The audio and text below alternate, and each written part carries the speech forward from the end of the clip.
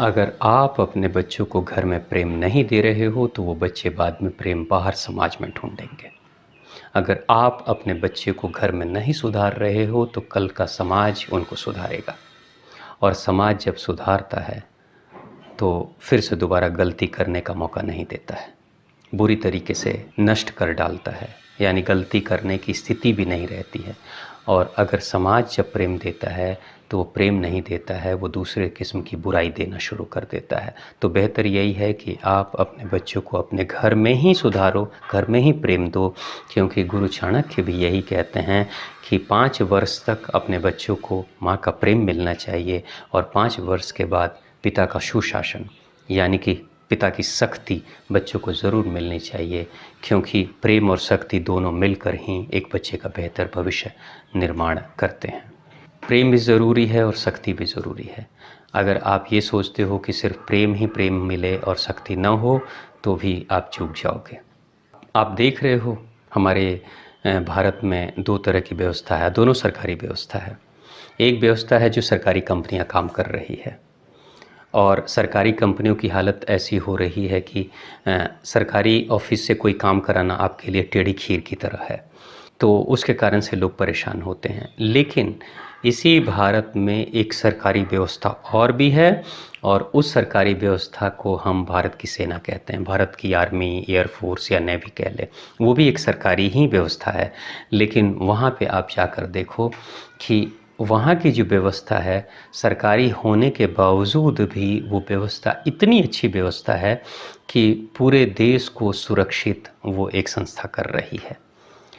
तो इसके पीछे जो मुख्य कारण है कि जो सरकारी व्यवस्थाएं हमारी हैं, सरकारी कंपनियों की, वहाँ प्रेम तो है, वहाँ सुविधाएं तो हैं, लेकिन वहाँ पे सख्ती नहीं है, वहाँ पे डिसिप्लिन नहीं है, और डिसिप्लिन तोड़ने वाले के लिए कोई पनिशमेंट नहीं है, और है भी तो इतना ढुलमुल व्यवस्था है वहाँ की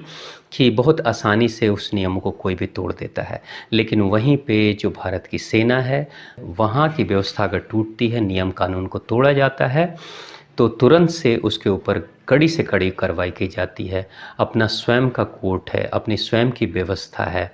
और बहुत ही सख्त कानून है। नतीजा ये होता है कि वहाँ के जो लोग होते हैं वो किसी भी तरह के नियम के उल्लंघन के लिए प्रेरित नहीं होते हैं, कोई यूनियनबाजी वहाँ नहीं होती है। और आज उस कड़ी व्यवस्था के कारण ही, बेहतर डिसिप्लिन के कारण ही आज वहाँ की स्थिति ऐसी है कि सिर्फ वो संस्था नहीं चल रही है, पूरे देश को सुरक्षा प्रदान करने में वो संस्था आज पूरे भारत को गौरवशाली बना रही है। तो चाणक्य, जो गुरु चाणक्य जो कहते हैं, प्रेम और शक्ति दोनों की ज़रूरत है ज़िंदगी में,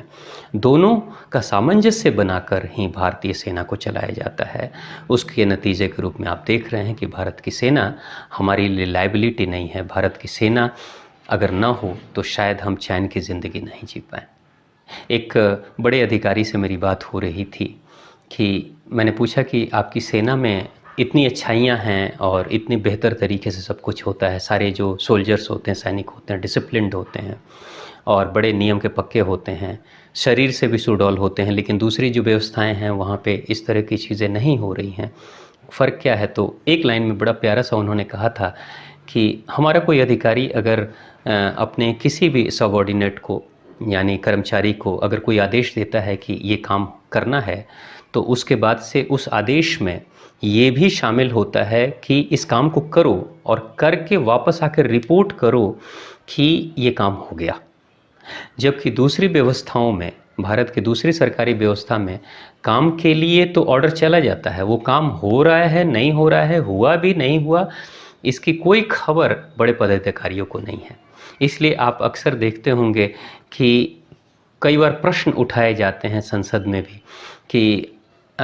इस काम के बारे में क्या हुआ, तो उस समय सवाल उठाए जाते हैं और जो सांसद हैं अपने मंत्रालय से, जो मंत्री जी अपने मंत्रालय से पूछते हैं क्या वो काम हुआ, यानी कि मंत्री जी को भी नहीं पता है कि मैंने जो आदेश किया था वो काम हुआ या नहीं हुआ।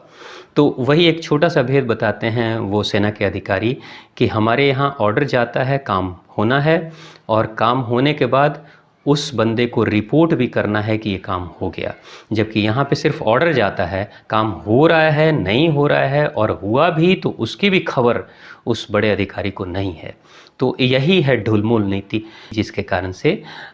ये पूरी की पूरी संस्था, ये जो तंत्र है, ये चरमरा रही है। और धीरे धीरे दूसरी जो सरकारी कंपनियां हैं वो घाटे में जा रही है, जबकि भारत की सेना जो है सरकारी होने के बावजूद भी अपने को बेहतर तरीके से चला ही रही है, साथ में पूरे देश को भी चला रही है। तो प्रेम और शक्ति दोनों ज़रूरी है बेहतर सुव्यवस्था के लिए, शासन व्यवस्था के लिए।